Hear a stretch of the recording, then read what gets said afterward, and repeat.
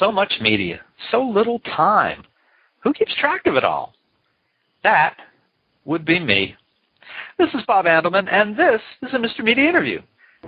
No matter what form the media takes, print, broadcast, online, or even telepathy, there will always be corporations, organizations, and individuals that need to get the word out about their product, service, or mission.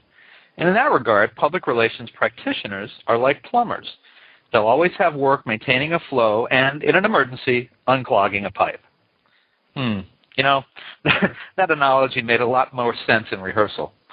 Anyway, my guest today is Robert Dilenschneider, founder and chairman of the New York City-based Dilenschneider Group and former president and CEO of one of the world's best-known and most successful public relations agencies, Hill and Knowlton. He's also the author of a new book, the AMA Handbook of Public Relations. AMA, in this case, stands for the American Management Association, by the way. Bob, welcome to Mr. Media. Mr. Andelman, it's great to be on the show, and should I call you Mr. Andelman or Mr. Media, or what would you like me to call you? Well, if you let me call you Bob, I'll let you call me Bob. That sounds great. Let's do it, Bob. All right. Good to have you here. Let's start with this. Yesterday, Tiger Woods finally came forward and answered a slew of questions about his marital problems and off-the-golf course behavior. And because he's basically a corporation unto himself, Tiger Inc., I think it's fair game to ask you about. How did he do? I think Tiger did okay. I mean, a real test of the character of the American public is going to be how they react after Tiger finishes the Masters in a few days. If he does well, and my guess is he'll do well because he's a pretty good player. Are we going to forget what took place? Again, my guess, I'm sad to say, is that we probably will forget it. We'll put Tiger's conduct behind us as we put behind us the conduct of John Edwards, the conduct of Bill Clinton, and everybody else. And that's just the way the American psyche goes. And frankly, it's something I do not have a lot of time for, but I think it's going to happen. How should his stakeholders feel today about his performance? They should feel, the stakeholders, the advertisers, potential advertisers, people who want to get on the wagon with him should feel pretty good because he's building back. He's still a young player. He's going to probably win many more Masters and other tournaments. And his only problems now are two. One is the women that he had relationships with, liaisons with, and their efforts to make something of this, and that will happen. And the second is, can he keep himself under control, and did his rehabilitation, whatever it was for, and of course he's not admitting what it was for, did that actually work? Well, I'm glad you mentioned the women, and I think the number is up to like 15 now. It was interesting yesterday. I listened to Howard Stern a lot, and he started the day with with one of Tiger's more ongoing mistresses, Joslyn James, and I thought that no matter what he said in the afternoon, she did probably more damage to as many people watching or listening to her as watched him, because I mean she went into great detail about what they did, what he promised, what was going on, and I thought as long as she's out there and the other 14 are out there, it's going to be hard for him to really contain them or control his own message. That's correct. And she and the other 14 see this as a platform for themselves and to move ahead. But Gennifer Flowers saw that. Monica Lewinski saw that. Others of the same character saw that. John Edwards' wife has seen that. And fundamentally what has happened to all of them is they've been pushed by the wayside while these figures have gone forward. And I think that is what's going to happen to Tiger. I wish that were not the case. I wish we would all say to ourselves, this guy should be much more repentant and we should all learn lessons. A man came to me the other day, Bob, and he said that his son had cheated on the SATs to get into college. And could I then help his son get into college? And I said, well, let's talk about stopping the kid from cheating first. Then we can get him into college. But he didn't want to do that. He wanted to get him into college. Does a situation like Tiger's, if you're called in, does it call for bringing in an ethics consultant before a public relations practitioner? I think really what it calls for is Tiger Woods to be repentant, to spend some money, and to spend some personal capital in repenting and saying this is not the way people should be conducting themselves in modern society. That's what I think it calls for. And I don't think there's any need to have deep, abiding discussions of ethics or things like that. I think what does need to happen is we all need to realize that he did the wrong thing, and he should not be permitted to get away with it. Many of the techniques, Bob, that are cited in the AMA Handbook on Public Relations are ones that both Tiger and the ladies who he had liaisons with are going to be using. And they are techniques that are going to be reaching out to young people under 35, and they're going to be aimed at influencing those young people. That's going to be what takes place now. Did you see in his team's handling of this a change in strategy from Thanksgiving when the auto accident happened and the golf clubs and all that to yesterday when he came out and took open questions? Was there a change in strategy? No question about it. Tiger was quiet and tried to get it behind him, but I think he made the decision. He's going to have to go back into the world of golf, and having made that decision, he had to decide what to do, and he's now taking questions because he knows he's going to be public. Look, in a like manner, the Pope has the same problem. The Pope, at least in my view, should go silent. He should say, we've said all we're going to say about pedophilia. We've identified the problem. We're going to deal with it. There's nothing more to say. But what he tries to do is defend his position, and in defending his position, he creates a bigger problem. Interesting. So you would advise him to just stop talking rather than defending the indefensible? I would advise him to make one summary statement. He shouldn't have to make it. Somebody should make it for him, which is this is not about Catholicism, teachings of the church, morals, or any of that. This is about pedophilia. We have found the people. We repent for the victims. We are doing something about this. There is nothing more to say. Let's move on. Hey, Bob, I'm going to do something I normally wouldn't do, but there's a lot of static coming off of your line. Yes, there is. I'm sorry. Shall I call you back on another line? I was going to ask you if you could, and I'll just, I'll play a commeral for a TV show. Just give me the number. I'll call you back. Sure. 646. Right. 595. Right. 3135. Right back to you. Okay, thanks. All right, so let's just pass a moment here. I tell you what, I've got a commercial here for the TV show V. Let's let that play while Bob calls back in. Previously on V. My name is Anna, the aura of peace, always. Nothing can take away from the excitement as we open our doors to a nation from beyond our imagination. They're calling themselves the visitors. The visitors didn't just get here. They've been here for years. They disguise their appearance by cloning human flesh over their own reptilian skin. They'll take over unless we can stop them. My partner was one of them. Anyone could be a visitor. They are animals. No, not all of them. There's others out there like me. They're called the fifth column. We'll help. It is really important to me that you don't get involved with the visitors. I joined the Peace Ambassadors. My mom knew she'd go ballistic. Tyler's the one. You should use him. You're doing an excellent job. Thank you, Mother. Bring him up to the ship. Tell him I want to meet him. For hundreds of images being captured by the damn jacket. Why don't they just annihilate us and get it over with? They need us for something. We want to provide complete medical services to all. Mr. Decker, may we have a word before you go? You think I'm gonna die? The good news is we can heal you. We've developed a vitamin supplement. R6. It's what they're putting in their vitamin shot. This is part of something much bigger. Keep this as evidence. The rest, we destroy. The warehouse containing all of the R6 compound has been lost. We have to stop this. Now. I got some news today. I'm pregnant. Who are you? How'd you get in here?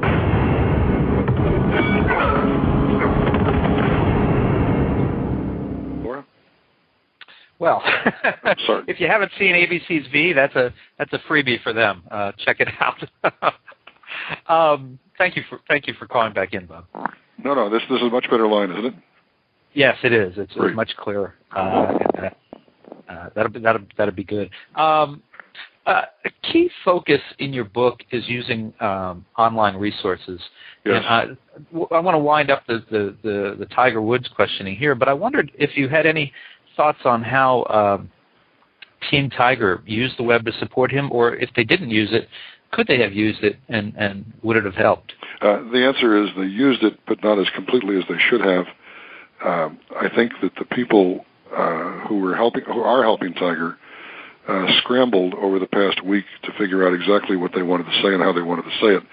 They should have used the web in dramatic ways.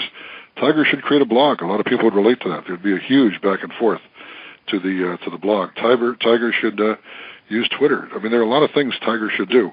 And then what really ought to happen, and again, this works for the Pope, but it works for all the other things we talked about, Tiger should get, and his aides should get people who support him to weigh in and indicate their public support of him. That hasn't happened yet. So far, it's Tiger versus the world. I guess it's been a little tough for anybody to come out and show support for him because every day you open the paper, there's something new and scandalous, and it's like he's toxic. Yeah, he is toxic, and it is hard to do. But at the same time, I think there's an opportunity now to get people to step up. Okay. Well, I wanted to ask you that. Now, let's talk a little bit about the new book, the AMA Handbook of Public Relations. Who's the intended audience for the book?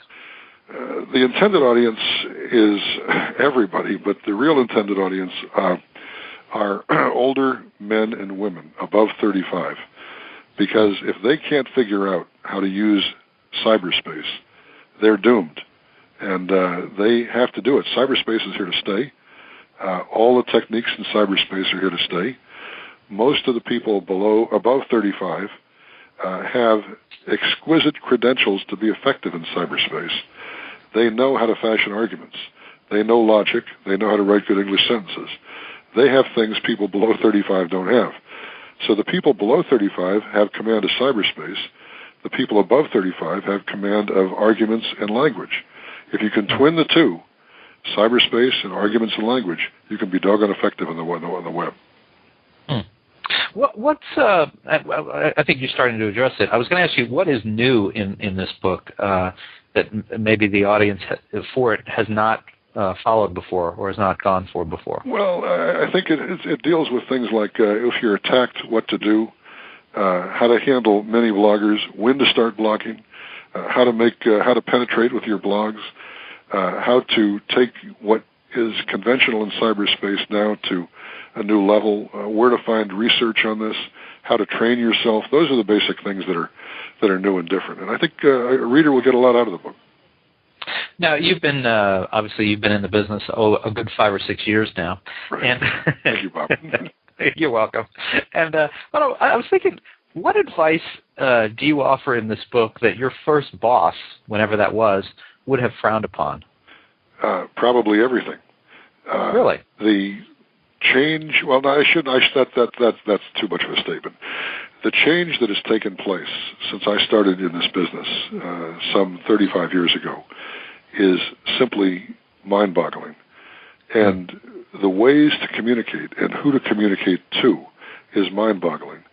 When I started in business, Life magazine was still around. Look magazine was still being sold. The Saturday Review was still being sold. None of those things are out there now. And so right now we're looking at very precise ways of reaching individuals, not large groups of people, with very precise messages instead of big, strong, bold messages, and finding a compelling way to get them to take action. It's a very, very different game today. Would that first boss of yours even have recognized public relations today?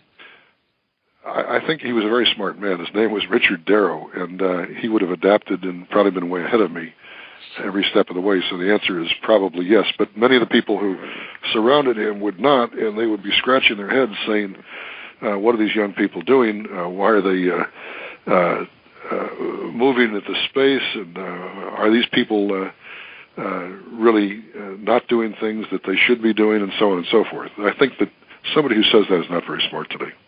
This is a broad, brand new era, and we have to figure out a way to deal with it. When did you personally accept that there was this dramatic change happening, and did you resist some of this stuff for a while, and then finally go, oh, you know what, I guess it's time?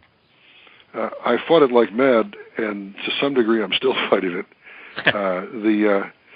I think that I'm a great believer if I can sit across the table from somebody and give them a compelling argument that moves them to take an action. That's more effective than anything I could do in cyberspace. And I try to do that whenever I possibly can. So my practice, my life, has really developed down into a very precise focus on things that I think is kind of new in terms of this. But when cyberspace first began, I remember the article in Fortune magazine that signaled the beginning of the personal computer. I looked at it and I said, this means nothing. Well, of course, it was a huge change. And now virtually every day something happens. What I think is fascinating is that the iPod has come out, and Steve Jobs is going to sell a lot of those iPods. But the iPod is really a convenience tool. It doesn't do anything new. It simply brings things together in a space, which has value, but it doesn't do anything new. We're looking for the next new thing. I talked with a man yesterday, Bob, about the end of the digital age. And he wants to advance the idea of the end of the digital age. I said, okay, so if the digital age is over, what's next? And he's thinking about that. Yeah, well, that would be the question, right? Yeah, that's the question, exactly. I know we have this habit of always, once something is declared as happening, then there's always that person who's going to declare the end of it. But you can't declare the end of something until you can declare what's going to follow it. For sure. And along the same line, I wanted to ask you, what's been the biggest change in the art of public relations during the course of your career? The move from the mass to the precise is the biggest change. The legitimacy of the function. The fact that public relations, when I began, was kind of an add-on and people didn't think it was very important. Today it's critical to virtually everybody. And everything we discuss, from Tiger Woods to a CEO to a stock price and everything in between, is now driven by public relations. Public relations in many ways has eclipsed advertising. Advertising used to be, in the days of David Ogilvy, selling product benefits. You could read about a soap or a car or a toothpaste and you'd read about the product benefit. Doesn't happen today. Now you see some young person, flashy, with a big smile, but there's no product benefit to that. Things have changed dramatically. Speaking of young people, do you have people on your staff who speak a language that you don't understand? They're in here every day. There was one just before this interview, and we spent a few minutes, and I tried to decipher what she was saying. She's 25. She's a Phi Beta Kappa from Georgetown, very smart person. We got to the conclusion, and she was right. So the answer is yes. There are some really brilliant young people out there, and older people need to take the time to listen to them and tolerate them and grab their message and take it forward. And what do CEOs most often? I don't mean you. Maybe it's a bad transition here, but what do CEOs most often misunderstand or get wrong about public relations in the Internet era? Bob, that's a great question. CEOs, first of all, don't understand the Internet. Most CEOs, men and women, are above 50, and they don't really get it at this point. They know it's there, but they don't fully understand the impact. That's one. Number two is they see it as a negative. They don't see it as a positive.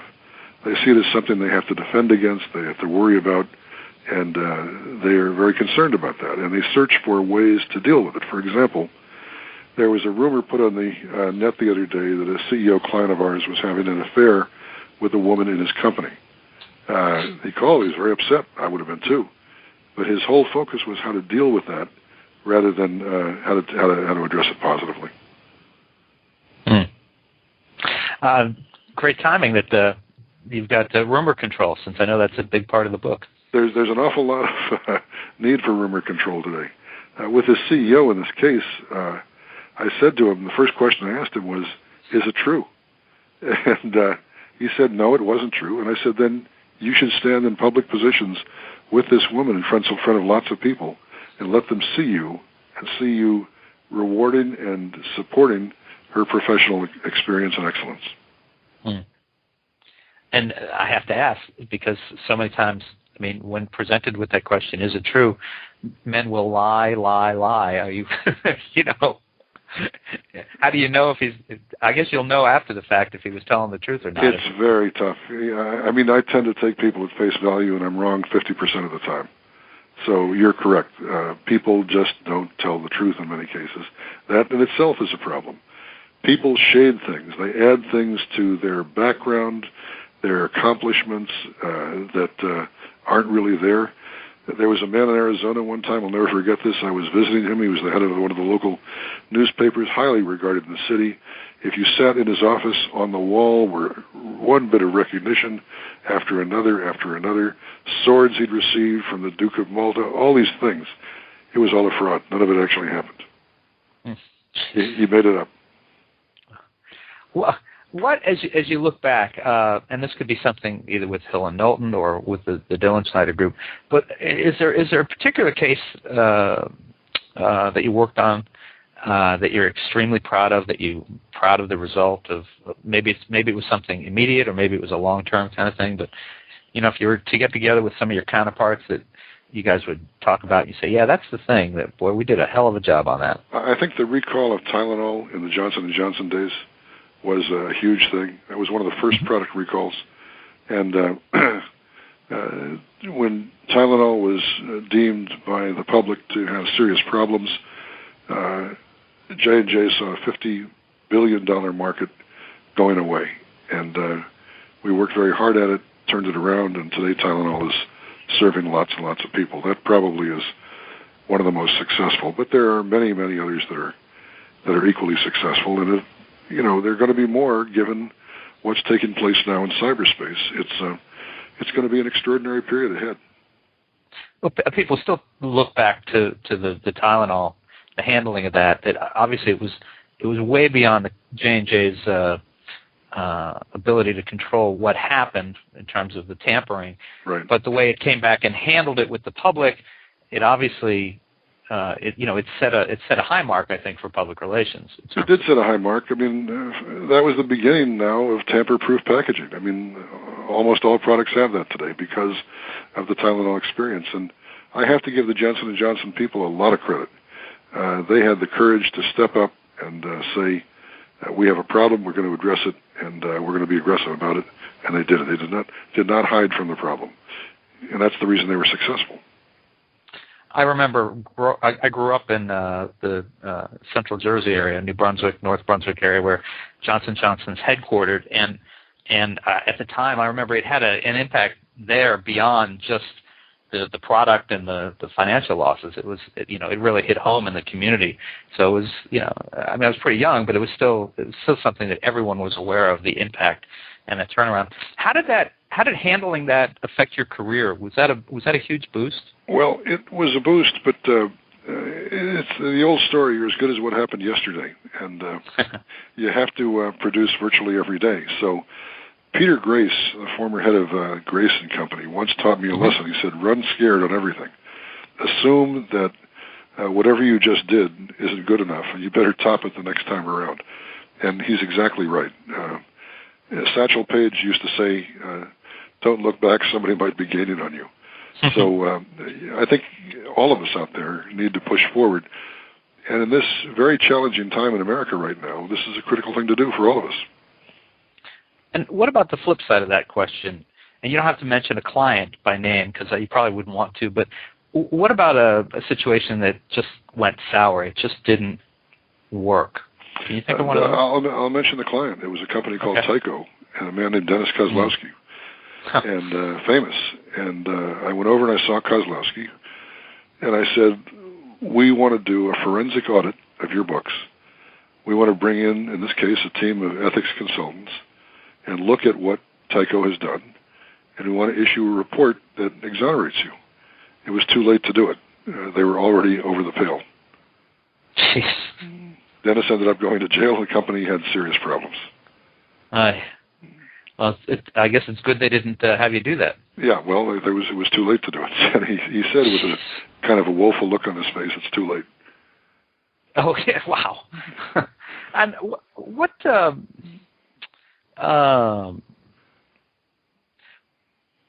a legitimate reason for a company to fire its PR firm? I think that ethical reasons are right at the very top of that list. Mm-hmm. I think that if there has been a breach in ethics that or a breaking of the law, it should be fired. We represented a company that took a breather from us a number of years ago and went to another competing firm, and they wanted to see how the other firm did. Well, the other firm got ready to make a major announcement. They tipped the press in advance, and the company then decided not to make the announcement. The press, because they'd been tipped in advance, went public with the story. This company dismissed the PR firm immediately. It was just bad judgment, and it was frankly illegal. Wow. Those things shouldn't happen. Go ahead. Oh, well, let me ask you this. So if let's say that I'm the CEO of a company, I've had the same PR firm for the last 10 years, which basically covers that period of time when the internet and everything has taken off, and I fire them for whatever reason, for cause or just because it's a whim, whatever it may be. Sure. What do I look for today in a firm that maybe I wouldn't have looked for 10 years ago? The first thing you do is you define what you need. Do you need better appreciation of the stock and the way it's going? Do you need to recruit engineers to help you develop new techniques? Do you need to reach out around the globe to develop your globalization? So you determine what you need. Then you say to the firm, can you match up your capabilities, your assets, with what I need? And of course they're going to say yes. Then you ask the critical question, who will work on the business? Will Bob Andelman work on the business? Bob, if you'll work on the business and guarantee me we'll do this, you'll have the business. If you can't guarantee this, you won't. We want Bob Andelman because he knows what he's doing. Those are big factors. Because what frequently happens is a PR firm will get the business. I've seen this happen many, many times. And they will then assign people that the client never even met or heard of to handle the business. Not a good experience. Probably not. Well, Bob, last question. Can you think of 3 key takeaways from this book? And I'll repeat the title. It's the AMA Handbook of Public Relations. 3 key takeaways that you would want people to know about or think about, or give them a good reason to go pick it up? I can, Bob, and thank you. One is you'd better understand that if you don't embrace cyberspace, you're washed up, number 1. Number 2 is, as you embrace cyberspace, you also better understand that those courses you took in high school and college that taught you logic and how to write are critical, because you'll have to develop compelling arguments to launch your message into cyberspace. And number 3, the world of cyberspace is changing virtually every day, and you're going to be unable to keep up with it every day, just as too much going on. But you should make an effort to be as current as you possibly can, because what is happening on the 6th of April is going to be different on the 6th of June. I think those 3 messages are ones I want to leave with people, Bob, and I must tell you how much I appreciate the chance to be on your program. My pleasure. My pleasure. It's good to have you here. I like to have people who know what they're talking about. And folks, listen, you can find Robert Dilenschneider's new book, the AMA Handbook of Public Relations, in great bookstores everywhere, or you can order it online at mrmedia.com, mrmedia.com. You can also learn more about his firm at www.dilenschneider.com. I will spell that for you, even though it's a lot simpler than Andelman. I will spell it. It's DILENSCHNEIDER.com. And Bob, can people find you on Twitter or Facebook? Have we won you over that much? Facebook I'm not involved in, but Twitter you'll see me. So I'm out there and twittering back and forth, just as everybody else is. Very good. Very good. Okay. Well, Bob, thank you so much for coming on the show today. Fascinating to talk to you about all the things that we did, and best of luck with the book. Yeah, thank you very much. It's great to be with you and Mr. Media, and I wish you well with the show. Thank you very much, sir. Take care. Take care. Bye-bye.